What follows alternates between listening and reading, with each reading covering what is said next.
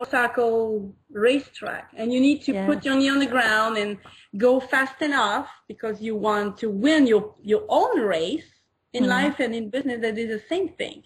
You want to win your own race, but you don't want to go too fast because you don't want to crash. You don't want to burn out. You don't want to have a depression. And on the racetrack, if we make a mistake, maybe we can die. Yeah, it's fairly consequential if you make a mistake. Yes, and I was already really focused in my life and in my business, but motorcycle racing just make it a lot more, because any mistake from me or from other people can cause a crash and you die. And that is my lesson to people also is if you would focus on your life every day as it is your last one, maybe we would not make the same decision that we are doing.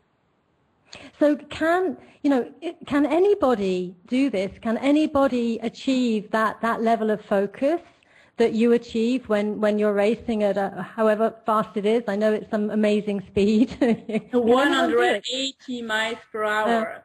Yeah, for sure. It's probably not everybody who are able to do that. But I would say the same thing then in life and in business. You need practice. More you practice. At the beginning, my first time that I had a bike, in 2001, I dropped my bike 3 times in 500 miles.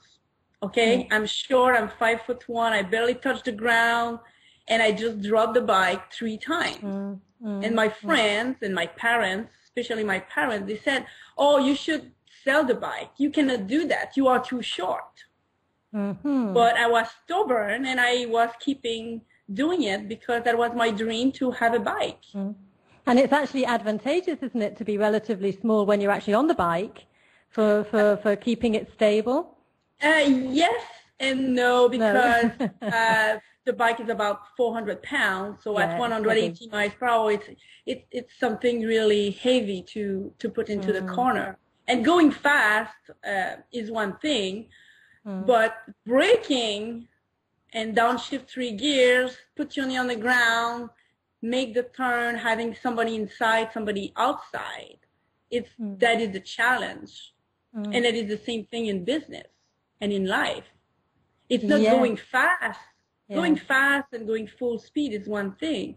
But when you have a challenge, when you have to change your life, when you have a detour that it's not exactly the career you wanted, or you have a divorce, you need to change your path.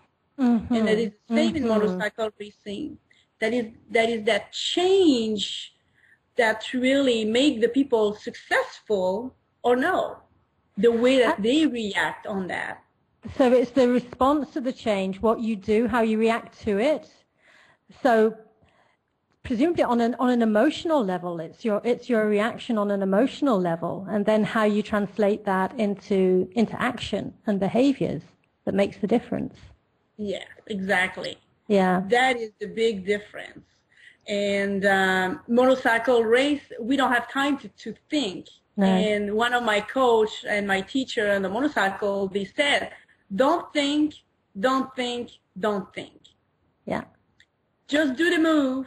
Just do the best you can. Take the corner as much as you can.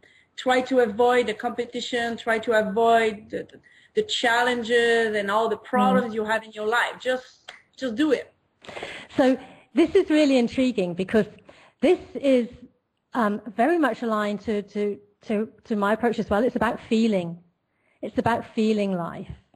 Yeah. It's about tapping into how you feel about things. And really, as soon as something comes to you, or you've got a decision to make, or a choice, a fork in the road, what do you feel about it? So allowing your emotions and your feelings to actually guide you, rather than always relying on logic and your head and thinking. Does that make sense? Yeah, that makes sense. And it brings back to the intuition, right? Yeah. That feeling that you have inside, that little fraction of second who said to you, oh, that is a good deal, or that is not a good deal. That would be a great partner for your business, or that is not. And often, like months after that or years after that, we realize, oh, I should have listened that intuition and that little voice inside of me, right? It happens to you too, right? Yeah, and it's so. I was at a wonderful workshop with I don't know whether you know Sonia Choquette. She's an amazing lady, and she was talking about intuition, and she put it really well. She said, it's that spark, it's that at the instantaneous feeling, and it's like it's right now in the present. Our logical mind takes time. Intuition is in no time at all, and so often what we find is what you've just said, that a couple of months down the road, what we knew intuitively in that split second arrives. It's almost like there's a time lapse, Yeah. The difference between light and sound. You get one first and the other follows. So you ride your motorcycle intuitively.